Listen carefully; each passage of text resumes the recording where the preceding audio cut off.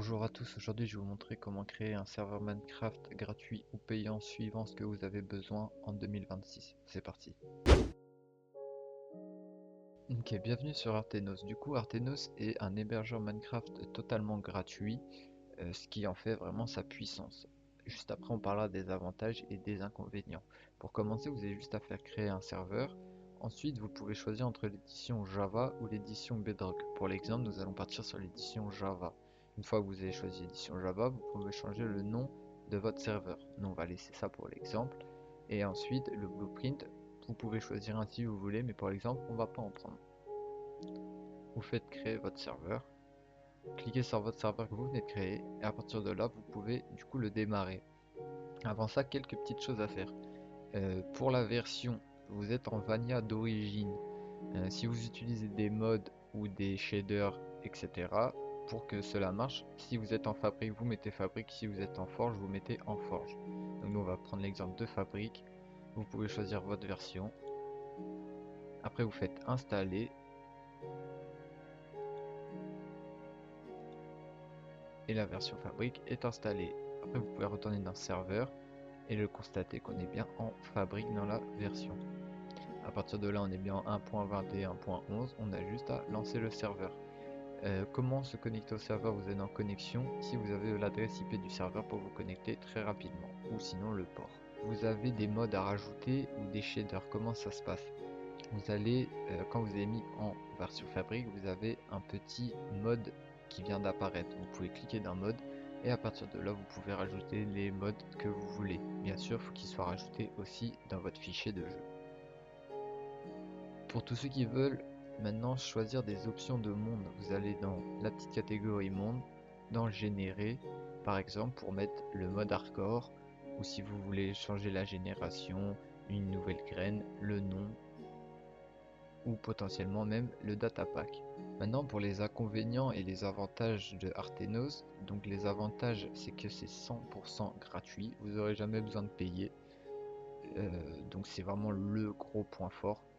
L'avantage aussi c'est que vous pouvez presque mettre tous les modes, que ce soit en fabrique ou en forge. Euh, Ils restent assez disponibles à contacter, ils sont assez rapides, en moyenne 2-3 jours à répondre, donc ce qui est plutôt correct.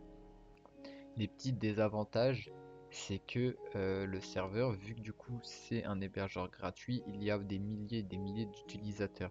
Ce qui fait que le serveur, une fois que vous le démarrez, il ne reste pas connecté 24 heures sur 24. Il risque souvent d'être déconnecté toutes les heures, toutes les 30 minutes. C'est totalement normal, c'est parce que c'est gratuit et qu'il y a beaucoup de gens qui l'utilisent. Donc du coup, ça coupe certains serveurs. Donc il faut juste le relancer à chaque fois. Bon, c'est un petit peu chiant, mais ça prend pas très longtemps. Arteno, je recommande à des personnes qui jouent pas très souvent à Minecraft ou qui veulent lancer des petites survies pour des défis, par exemple des survies hardcore en rapide, des défis avec des amis ou choses comme ça.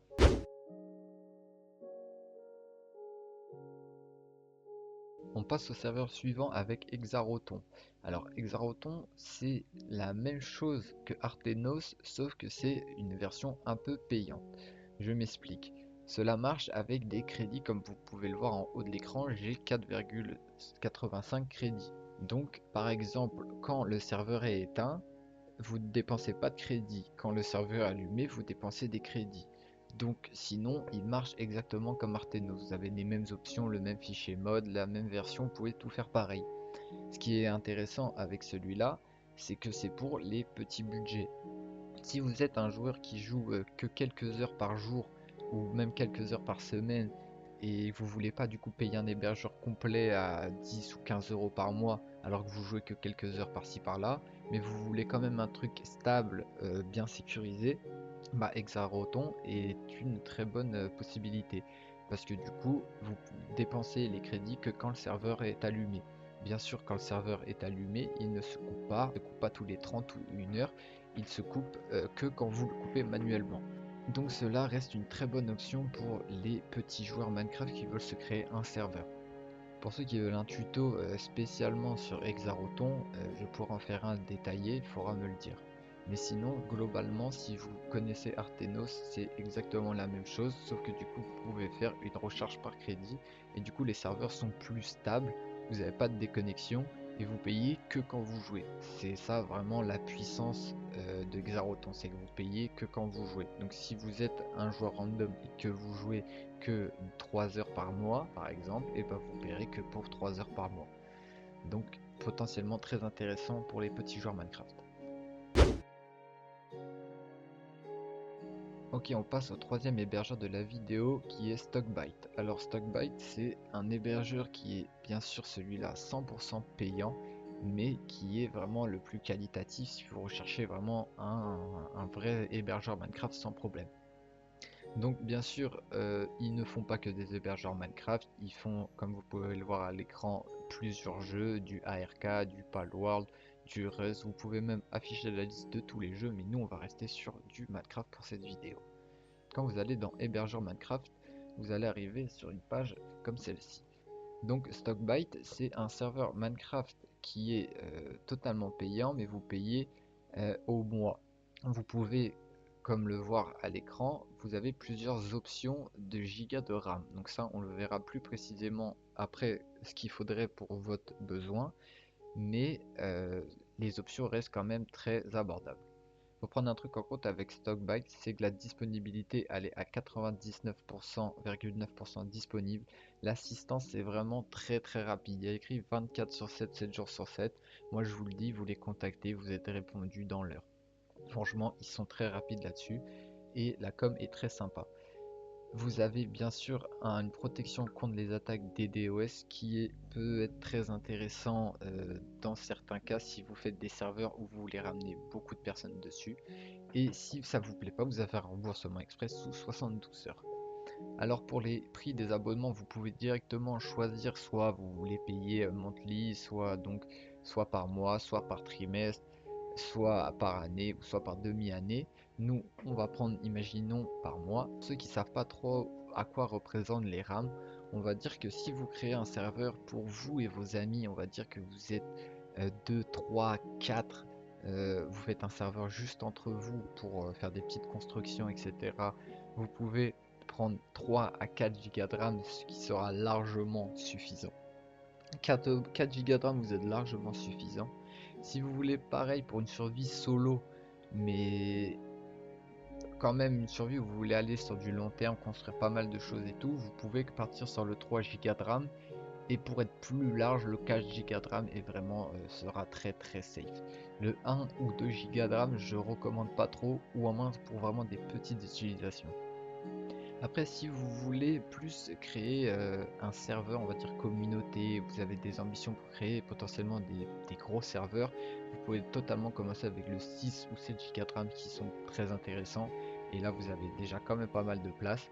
Et pour, à la limite, ceux qui veulent vraiment un gros projet, vous avez les 8 Go de RAM ou 9 Go de RAM qui sont vraiment très intéressantes. Avec 9 Go de RAM, croyez-moi, vous êtes vraiment large.